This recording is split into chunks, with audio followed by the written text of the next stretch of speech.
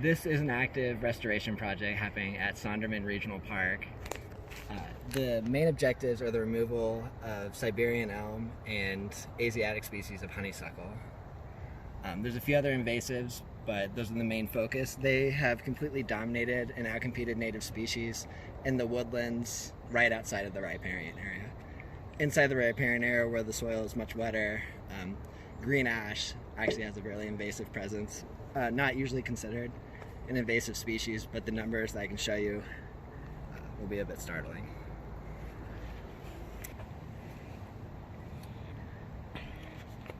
So to treat the property effectively, we've broken it into manageable size plots that we will apply treatments to, and this gives us the opportunity to apply different treatments and compare success rates. So using Trimble InSphere, we categorize trees based off diameter and height, and then use that information in ArcGIS to create these maps, one for each plot, that shows the dispersal and size of the different trees. And were you measuring like DBH or actual? Yeah, so within Trimble InSphere, you're allowed to make categories, and the two that we did were DBH and height. Okay, and so see how it's color coded down here. And these are size classes. How are these developed? Just what we made up in the office. Okay. And based off that, we can see where, old hedgerows were planted, where new growth is developing, and where the highest concentrations of the trees are. And so, like, what's red? If you look to the left or to the right here, that's trees over 6 inches in DBH Oh, and over I'm sorry. 12 feet tall. But not species. The color does not relate to species. Nope, this is all Okay. Siberian elm. Okay, it's all Siberian elm. Wow, that's a lot. So you can see that this plot is halfway done right now. This is on track to be our densest plot. And so you are removing these trees in with what means? Right here, and Siberian elms don't grow as well in these wet shaded soils. You can see that they're only growing at 339 trees per an acre. But if you move out to the drier soil, just outside the riparian area, they bump up to around 1,300 an acre. That's amazing. So are they facultative phreatophytes like Russian olive and tamarisk and willow, or no? I don't believe so. Yeah, it sounds like no. But, I mean, Russian olive is facultative, so it could be a farm hedgerow taking water when available, but tamarisk and populus species, salix, need their foot to be in the water table. Yeah, from what I've seen, I don't believe so. Okay. Sorry about that. So I don't really know that much about the land use history here. Like, why would they plant a hedgerow in an area that's now like a trail like this? I think it's because this property was formerly private property and it was the style of the time. This land was bought in a few different segments over the past 30 years, I believe. Or about 30 years ago, we finally gained all of the 97 acres that make up Sondermann Park.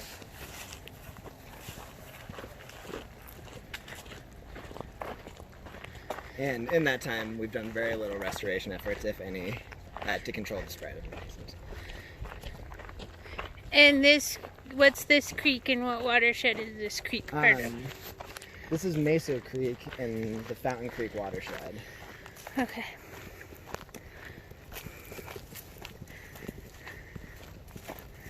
And so we're walking right now in the Siberian elm forest. So you guys can see that like there's trees of different ages. That tells you, if it's not an intentional forest, that there's active revegetation occurring by just seeds taking hold and germinating to create new saplings. So this creates a good juxtapose. My boss came to me and asked for a before and after picture to use in PSAs and outreach efforts. It's kind of a catch-22 though, because we want to use this before and after to put people's mind at ease, but the amount of effort and destruction it would take to create a before and after might raise some alarm. So what we did right over here is we picked a spot that was representative of this infested forest, and that would look good once we clear all the invasives. We put a couple marks on the ground, took our before, and then here is the after. All the Siberian elm has been cleared and the natives remain. We can go around and take a look at those. And so, were you doing like a cut and stump tree, or just cut, or? Yeah, in this section, working with volunteers, there's a lot of liability using herbicides around them. So with them, we'll just cut, wait till the following spring, and apply a spot treatment, so individually spraying reemergence. Okay. The most effective method that we did here is cut stump, where you cut the stump and then immediately apply a high concentrate, about 50% herbicide mixture directly to the stump. And that's your slash pile? Yep. Are you going to burn it? Actually, forestry is going to pick it up, take it back to their department and chip it. Okay. So, recycling. Yeah. What is this spray paint all about, Sam? All of my knowledge about the project leaking. The trees are marked discreetly with some water-soluble paint towards the base of the tree, just to keep track of what we have mapped as we're out here with our GPSs. And these are the green ash. Mm-hmm. And before we were looking at the Siberian elm, and before I turned the camera back on, we were talking about how the trail is kind of a natural barrier between the upland and the riparian, and the green ash are more in the riparian, and the Siberian elm are more up in the upland. The Siberian elm don't seem to do as well in wet, shaded soils. Yeah. So we were talking before in a different video, but trailed off. We didn't look it up yet, but we don't think that the Siberian elm are phreatophytes, i.e. water-loving plants. Once their feet get wet, they tend to senesce and die. What kind of animal is that? Is that an Abert squirrel, or? I think that is a fox squirrel. Oh, I thought it was black. Oh no, it's not.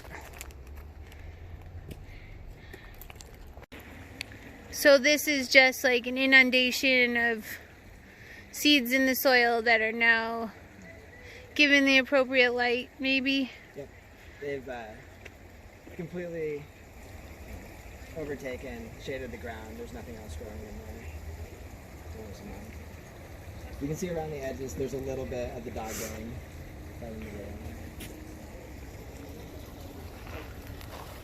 But throughout the riparian area, the velvet ash and honeysuckle dominates the understory. In places where, you know, we'd hope to have box elder and chokecherry.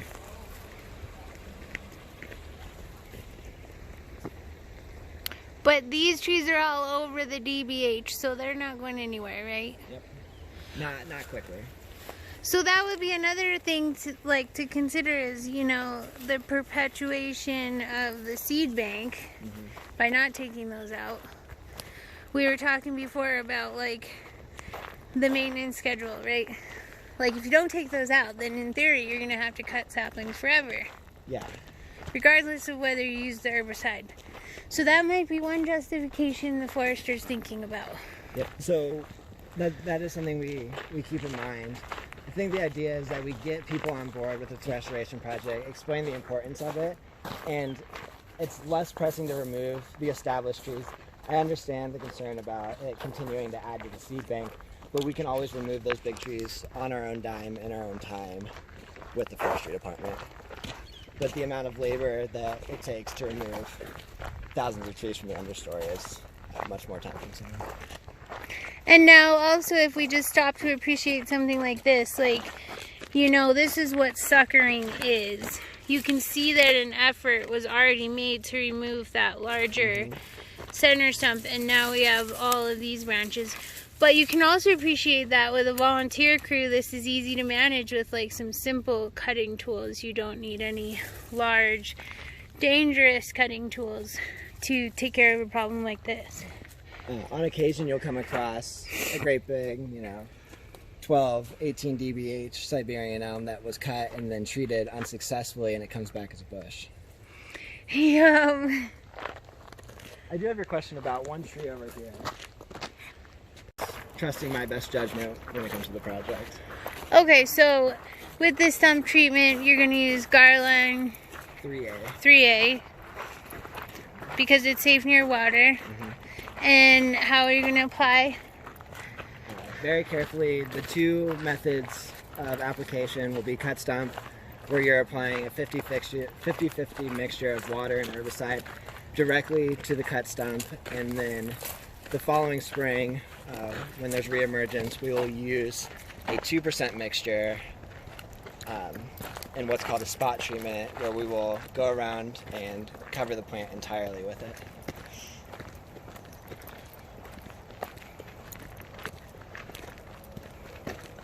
Has there been a treatment in here? I don't believe so in this section. I haven't walked back there much. You want to go look? I think Sure. This is mostly people messing around. Yeah, it just looks like the density of... You can see a lot of sawn branches. I think this was a popular place for people to camp. Which is why we're missing some trees. So if you haven't had a chance to cruise around Colorado Springs, we have a huge homeless population that lives in landscapes like this all around our town. So some resource damage here. But luckily, all Siberian elms.